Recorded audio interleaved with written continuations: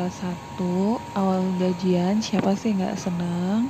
Tapi kita mau dong sepanjang bulan itu gaji kita tetap cukup dan nggak ada istilahnya cuman kaya raya di awal bulan aja. Tapi kita pengennya sampai akhir bulan pun penghasilan kita selama sebulan itu tetap mencukupi buat memenuhi kebutuhan sehari-hari, bahkan mungkin bisa buat saving. Nah, agar tujuan keuangan kita itu bisa tercapai, otomatis kita harus membuat perencanaan dan alokasi anggaran gajian kita di bulan Oktober ini mau diapain aja.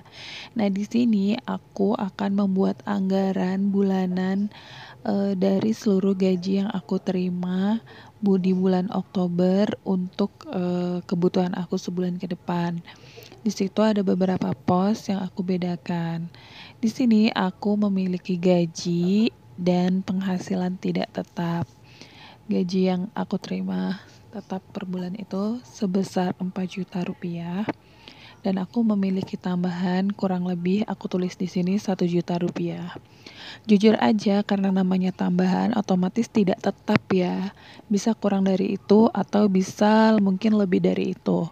Tapi walaupun aku mendapatkan di bulan berikutnya misalnya lebih dari itu, tetap aja aku akan alokasikan hanya 1 juta aja. Ini dari seperti video yang sebelumnya, aku akan tarik seluruh tunai sebesar 5 juta rupiah yang akan aku alokasikan di bulan ini. Dan aku akan saving 10% aja sebesar 500 ribu rupiah. Dan aku bedakan dengan pengeluaran wajib. Pengeluaran wajib itu terdiri dari memberi orang tua, memberi adik, terus membayar iuran kantor, terus apalagi ya? Masuk ngasih jajan anak aku yang SD. Di situ aku alokasikan untuk bapak, aku alokasikan 400 ribu. Terus untuk 2 orang adik aku 700 ribu, ntar dibagi 2. Terus untuk anak aku yang udah besar dan udah sekolah, aku kasih dia jajan sebesar 200 ribu 1 bulan. Nah, ini aku kasih ke dia itu setiap minggu. Jadi setiap minggu aku kasih dia 50 ribu. Sebenarnya walaupun dia sekolah di rumah, aku tetap ngasih buat dia belajar nabung gitu.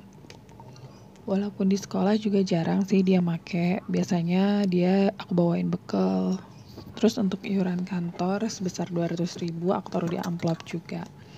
Jadi dengan kondisi WFH seperti ini, walaupun aku jarang ke kantor atau mungkin kelupaan untuk ngasih iuran, setidaknya aku sudah menganggarkan iuran kantor itu dalam pengeluaran wajib supaya nggak kaget dan nggak pakai anggaran lain ketika ntar harus waktunya membayar. Terus di sini ada variabel cost atau pengeluaran variabel yang bisa berubah-ubah. Antara lain aku bedain bulanan, mingguan, ongkos, dan skincare. 4 item ini aku bilang variabel karena bisa aja aku makainya nggak segitu, tapi aku anggarin aja segitu dulu. Terus kalau misalnya ada lebihan dari bagian pos yang ini, itu bisa masuk ke tabungan dan bisa mempercepat tercapainya minimal tabungan aku yang akan aku pindahin ke rekening tabungan seperti pada videoku yang sebelumnya. Untuk variabel ini, total anggaran yang aku habiskan berjumlah 2.550.000. Terdiri atas uang belanja bulanan 600.000, belanja mingguan 1.500.000 ya, atau 50.000 per hari. Kemudian ongkos aku anggarin 300.000 untuk beli bensin karena aku kemana-mana naik motor. Terus untuk skincare 150.000. Sebenarnya untuk beli skincare bisa aja lebih dari 150.000, cuman kan makainya nggak sebulan habis, bisa lebih lama beberapa bulan. Jadi 150.000 itu biasanya nggak setiap bulan dipakai, tapi di keep aja hingga kalau saatnya beli udah tersedia dananya.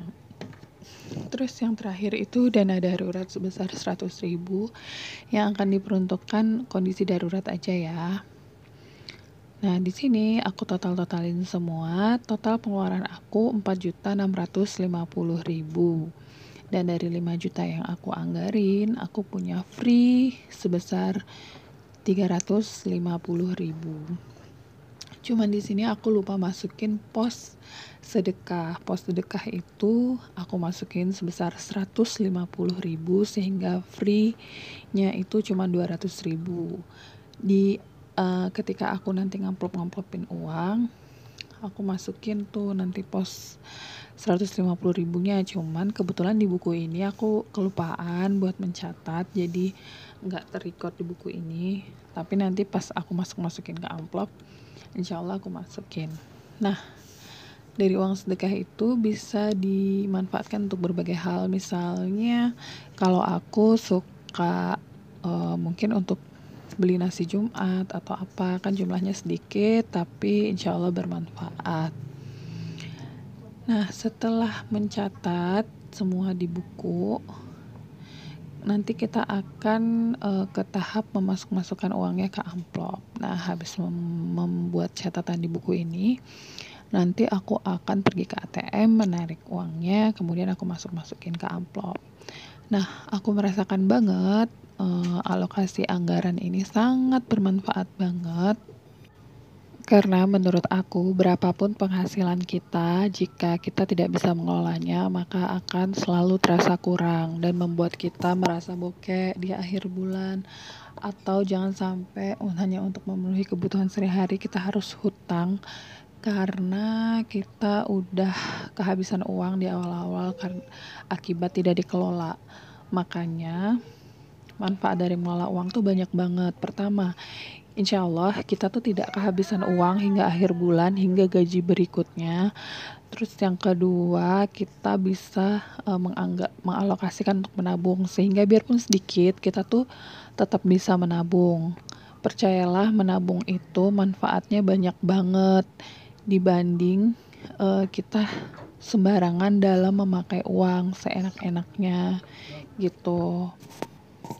Nah, waktu aku awal kerja dan waktu aku awal menikah, aku tuh seenaknya aja nerima uang, aku taruh dompet semuanya, sehingga aku tuh selalu merasa diriku tuh banyak uang ketika di awal bulan. Padahal uang-uang di dompet itu udah ada posnya, udah ada yang nunggu untuk bayar ini, untuk bayar itu, untuk membeli susu anak, pampers, dan lain-lain. Tetapi karena tidak ditulis, tidak tercatat, tidak dipisah-pisahkan, sehingga kita tuh suka hilaf. Suka hilaf ketika ngeliat dompet, oh masih ada nih uangnya, beli aja dulu, beli dulu. Sehingga ketika kewajiban itu datang dan jatuh tempo untuk dipenuhi, misalnya bayar listrik, bayar air, atau apapun itu, tahu-taunya, kemana ya uangnya? Tahu-tahu udah kepake. Nah, itu yang sering terjadi sama aku, mungkin terjadi sama teman-teman yang lain gitu. Baik yang udah menikah maupun belum menikah, baik yang masih menikmatin gajinya sendiri, belum berumah tangga. Jika gaji itu nggak dikelola, pasti akan kacau dan membuat membuat hidup kita tuh jadi nggak teratur hanya karena uang. Nah, sehingga aku tuh mau hidup aku tuh selalu teratur. Aku nggak pernah mengalami kekurangan dengan cara tidak berlebih-lebihan dalam mengonsumsi uang, dan aku bisa terhindar dari hutang. Tidak hutang sana sini, tidak hutang yang tidak produktif. Kecuali misalnya kita berhutang untuk membeli aset seperti rumah dalam bentuk KPR atau apa, setidaknya itu bukan bentuk hutang yang konsumtif untuk kebutuhan sehari-hari.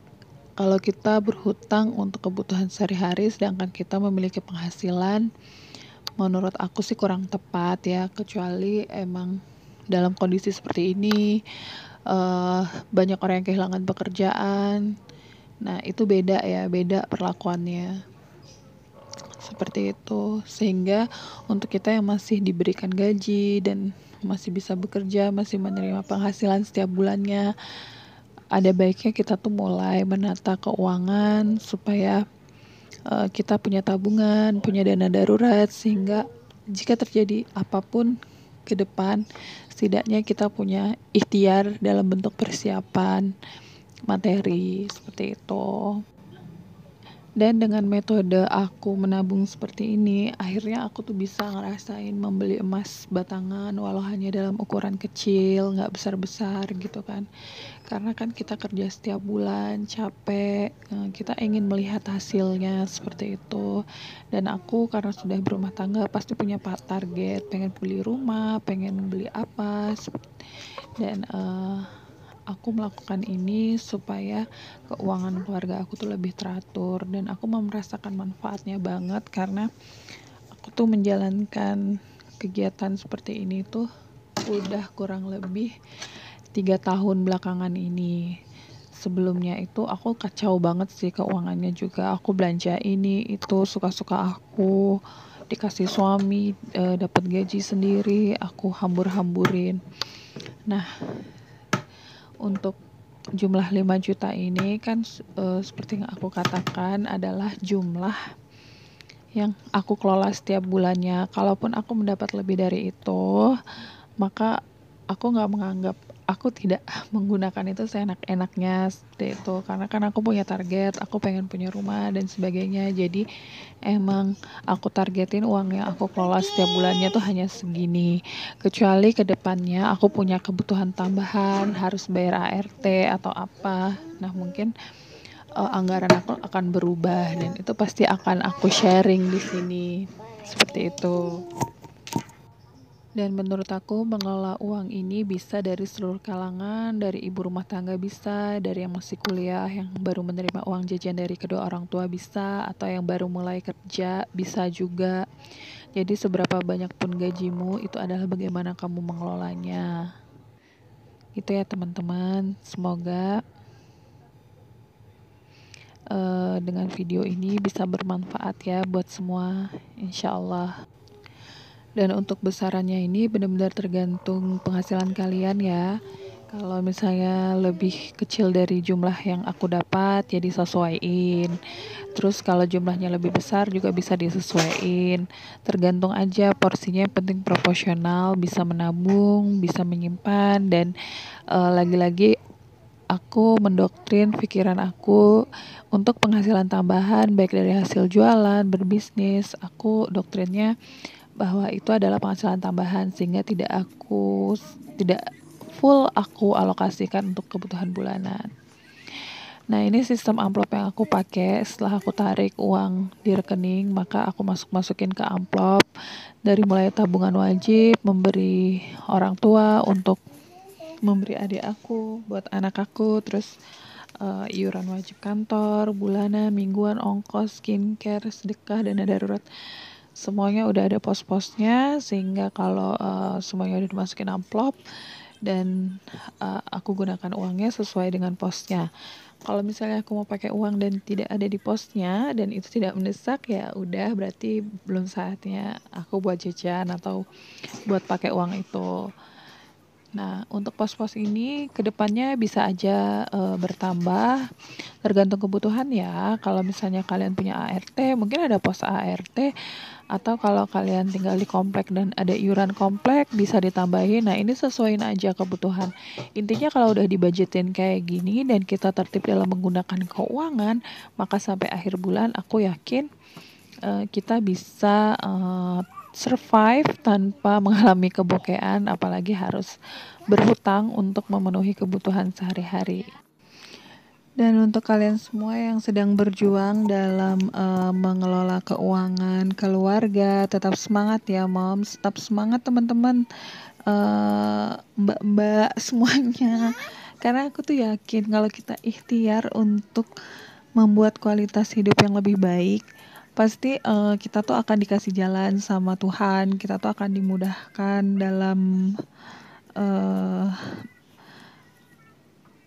keluar dari permasalahan yang kita hadapi. Salah satu contohnya ini ya mengatur ekonomi, kemudian dengan teraturnya kehidupan perekonomian kita, aku yakin itu berdampak positif juga dengan kebahagiaan kita di keluarga, karena kita merasa hidup kita lebih teratur, hidup kita lebih terjamin. Dan menabung itu saving your money to save your life. Jadi tujuan kita menabung tuh untuk dapat kehidupan yang lebih baik. Nah, sekian video aku tentang mengelola gaji. Semoga bermanfaat. Wassalamualaikum.